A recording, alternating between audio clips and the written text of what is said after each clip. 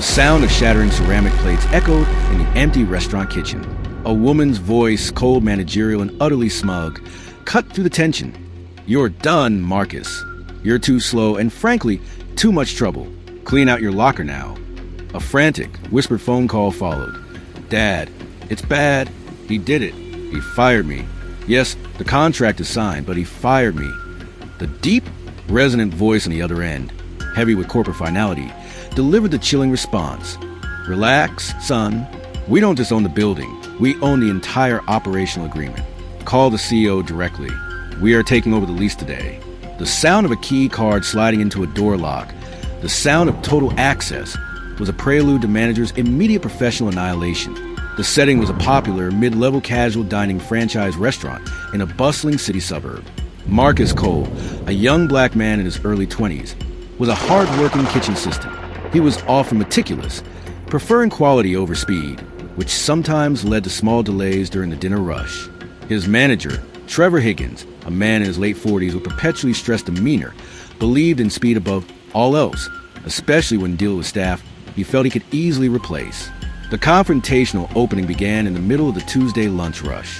Trevor burst into the kitchen, shouting directly at Marcus. "Cole, that table has been waiting 5 minutes for the dessert plating. You are too slow, too unreliable, and you're costing me customer satisfaction ratings. If you can't handle simple plating, you shouldn't be here. Focus or you're out." The injustice was palpable. Marcus was a victim silently hurt by the public chastisement and the implied accusation of incompetence. He was aware of the bias. Trevor habitually overlooked delays caused by other non-black staff members. The ominous hint of future reversal was the pristine condition of the new dessert plate, a small indication of Marcus's attention to detail that Trevor willfully ignored. Fresh, unique opening style, focus on perceived minor incompetence, slowness, masking institutional prejudice. The confrontation escalated rapidly. Trevor, needing to assert dominance and perhaps clear space for cheaper labor, returned half an hour later. He caught Marcus calmly wiping down his station, waiting for the next order ticket. "That's it, Cole. I've had enough of your lack of hustle. You're sitting around on the clock, and you think this is a game?" Trevor barked. He then lowered his voice, but the tone was laced with condescension. "Frankly, you just don't fit the pace of this brand. We need people who move with urgency, not people who drag their feet. You're too slow." The loaded phrase, "too slow," was a thinly veiled, coded language of dismissal, intended to mask the underlying prejudice. Marcus suffered emotionally. He felt the cold sting of being judged, not on the quality of his work, but on a subjective, racialized standard of effort. The public humiliation, done in front of the other kitchen staff, was agonizing. He had been quietly working towards his corporate goals, and this small-minded manager was destroying his stepping stone. "Mr. Higgins, I am maintaining food quality standards, which are essential to the franchise agreement," Marcus stated calmly, refusing to meet the aggression. "If you're firing me for adherence to safety protocols, you need to state that clearly." Trevor snatched Marcus's time card. "I'm firing you for insubordination and poor performance. Effective immediately. Get out of my franchise. You are finished here." He pointed dramatically to the staff exit. Silent strength added instead of arguing. Marcus slowly pulled out his phone. He did not immediately dial, but he deliberately opened a secure corporate messaging app, an application usually reserved for high-level communications. He placed the phone screen down on the counter. This small, non-verbal act of dignity, a silent professional assertion that he had a communication channel outside of his manager's control, was his quiet promise that he would endure the abuse but would use his network to enforce institutional consequence. The tension surged as Trevor realized Marcus wasn't moving to leave immediately. "What are you doing?"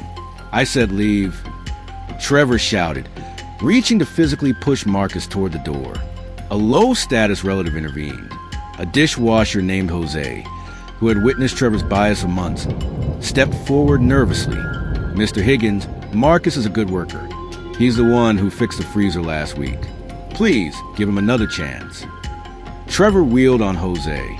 "Stay out of management business. Jose, or I'll find someone else to scrub dishes."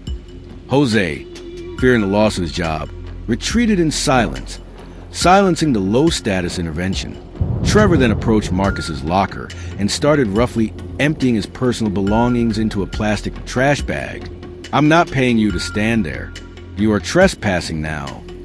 As Trevor threw the last item, a framed photo of Marcus's family, into the bag, a high-status character was watching.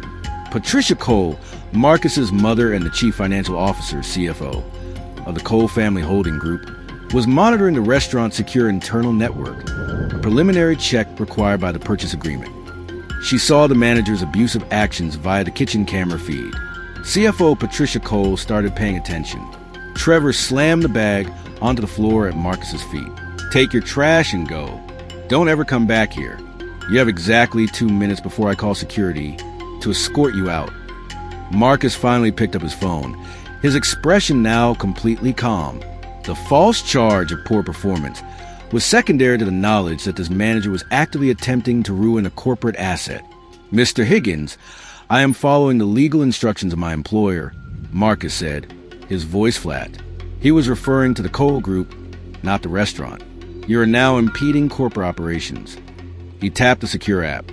Trevor, confident in his minimum wage authority, pointed toward the exit. "Your employer just fired you. The only thing you're impeding is my stress level. Now move." He walked to the kitchen door, waiting for Marcus to leave. The story now hangs at the moment of peak crisis, when Marcus fired and stand his ground, and the manager completely unaware of the corporate tidal wave about to hit him. Just before the shocking reveal, we want to take a quick moment to thank you for your support, love, and kindness. We wouldn't have come this far without you. Subscribing is one of the best ways you can help us. It's quick, free, and allows us to continue to bring you great content. Your support means everything.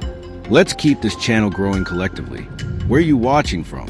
Drop your city and country in the comments below. Thank you very much. Now, let's get back to the story. Trevor sighed dramatically, pulling out his personal cell phone.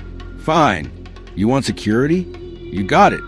He started dialing the local security company. Marcus ignored the phone call. He tapped the secure app one last time and typed a message. The message, activation code 737.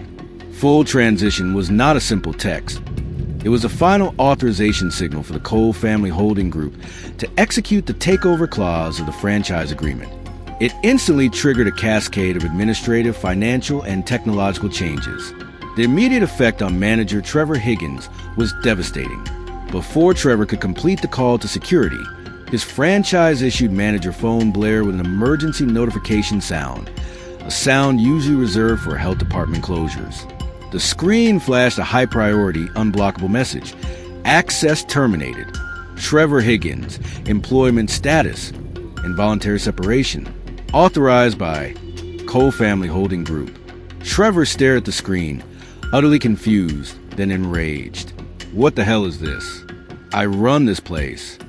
At that exact moment, the restaurant's entire operating system, the POS point of sale, the kitchen ticket printer, the security cameras, and even the automatic exterior lighting went dark.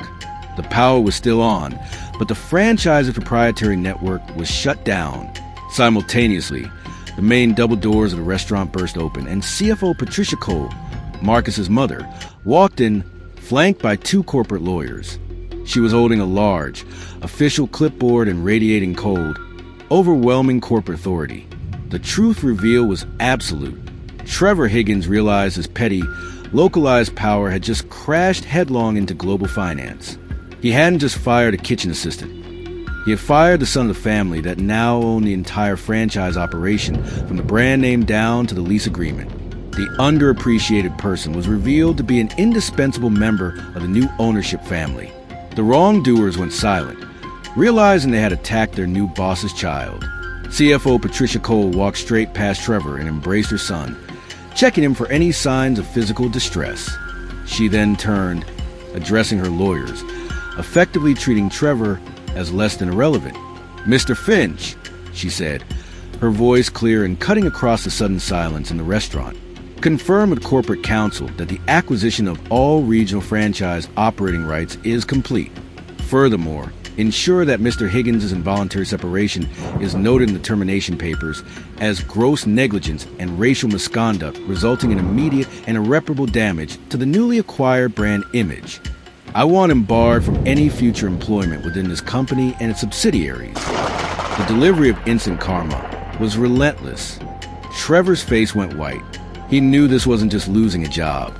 This was being blacklisted by a massive holding group, effectively ending his career in the entire hospitality industry.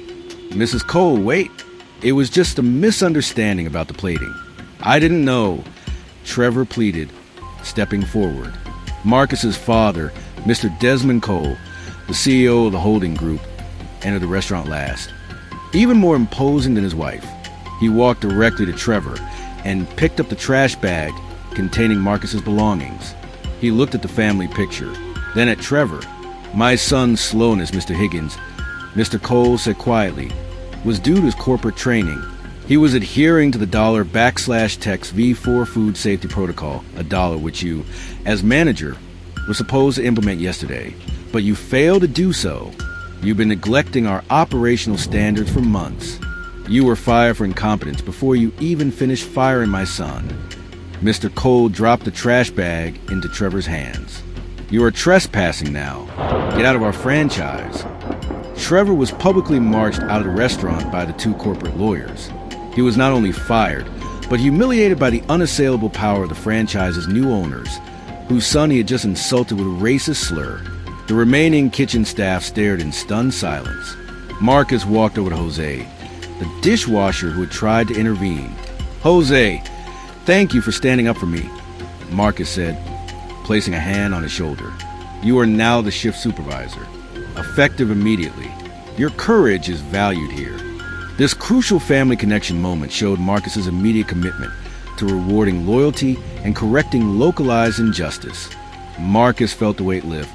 He was safe, no longer a victim, and had used his position to not only save his own dignity, but to immediately fix the corrupted management structure. His parents walked him to a back office, handing him an access card. Welcome to your new job, Marcus, his mother said, smiling proudly. You are now the regional compliance officer. Marcus's dignity was fully restored not just by his parents' wealth, but by the fact that he was immediately installed in a position of authority where he could ensure fair treatment for every employee Trevor had previously mistreated. Life instantly improved for Marcus, transforming him from perceived liability into an active corporate asset. Marcus watched the corporate cleanup begin.